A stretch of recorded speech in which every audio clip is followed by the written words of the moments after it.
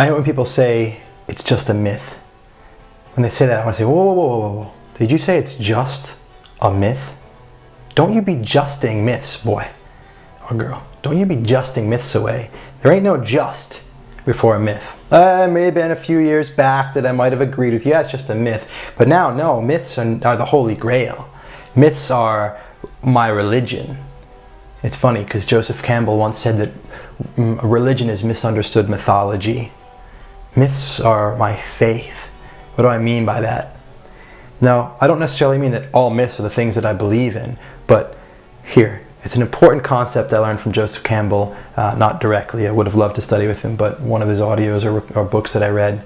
He talked about how way back in the day, back in the old school primal day, that people believed in myths and they also believed in reality, literal reality and myths, as two independent realities, or realities, using the word twice, two independent types of experience, two independent things to believe in. It's a paradox, right? I believe that the sun is God and that the earth is whatever, like the goat is God, whatever, and at the same time it's a goat. And at the same time, like I believe that I can fly because I'm wearing the wings of a dead eagle, and I am an angel. But at the same time, like there's gravity. If I jump off this cliff, I'm going to die.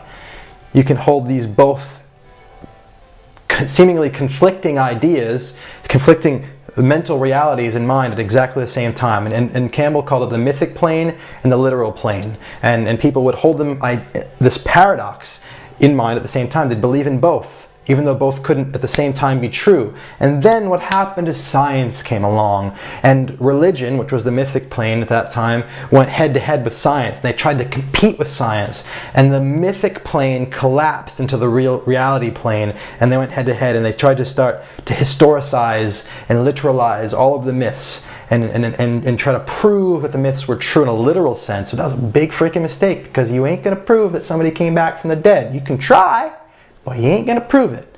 And so what happened is this whole thing with myth started to die. People started to stop believing in myth and stop even valuing myth, because it was under this microscope of literalization.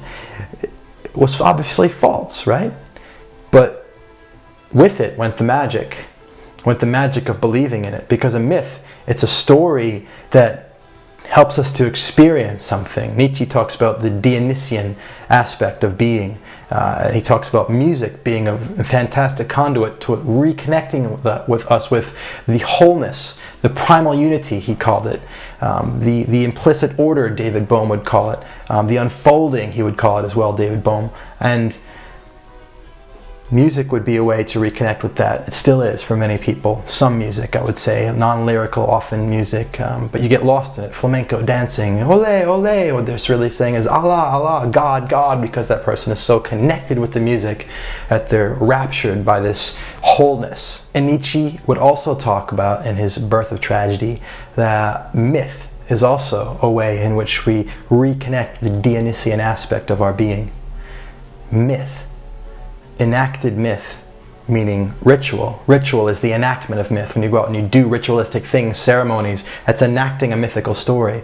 And it's a symbol. It's not true, but let's pretend that it is. And so I'm a big fan of myth and metaphor and ceremony and ritual. I never was for years, but I wasn't, because I was a science guy and I was literalizing mythology, and I was saying it's not true, therefore it has no value. But what if there is a way to live where two things can be experienced as true at the same time without necessarily having to put them into the same logical test? And what you can do in that case is you can get the full power out of a myth, while at the same time not denying the full power of a literal either, and the rational. What if you could live with both? And I think this is a beautiful journey into a deeper enlightenment, the more you can hold paradox in mind at the same time. And when I talk about this stuff, I try to be careful not to say, hey, like, I'm not the expert, but it's the journey that I'm on, is to be able to live more and more inside the paradox, because it's between these two ideas where the real bliss is. And so why am I saying all this? Is because I want you to create a myth.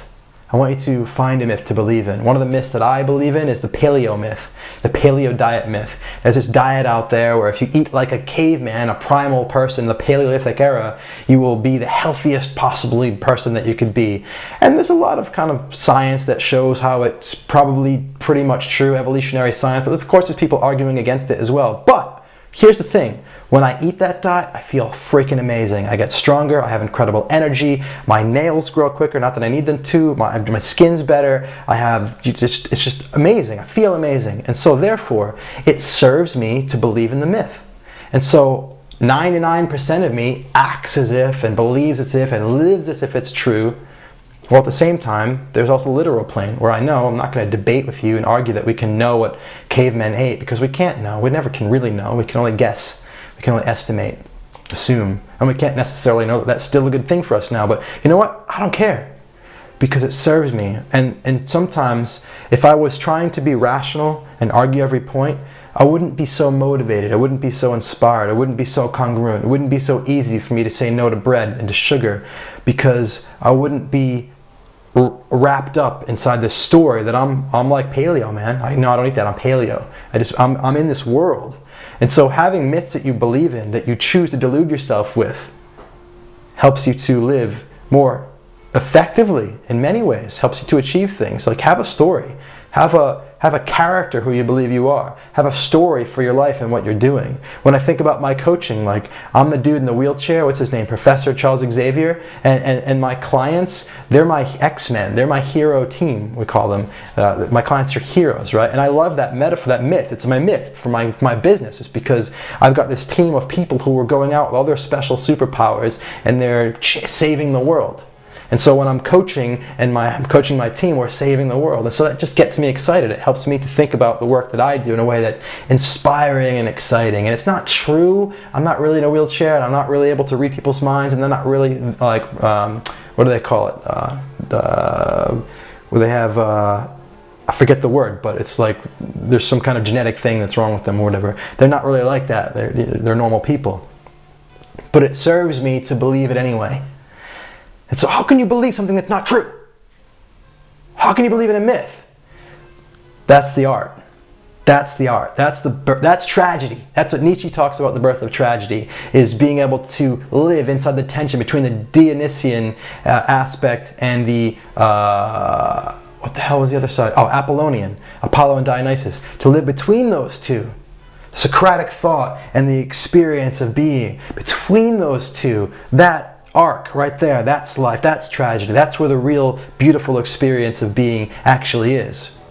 And that's what I'm suggesting by allowing yourself to believe into myth, but not to get rid of rational thought or logic or the literal plane, to not get rid of it, but to be able to live within both. To live inside that's the game, that's the trick. That's what I'm working on. That's what I'm working on. So if this is completely over your head or under your head or ridiculous, doesn't make any sense, I wouldn't be surprised, because I'm still putting it together myself. But if it is ringing true for you on some level and it helps to give you some insight, I'd love to hear about it. Leave comments below. If you have specific questions that can help me to help you understand it more by explaining some other stuff, ask them and I'll make you another video. All right, much love.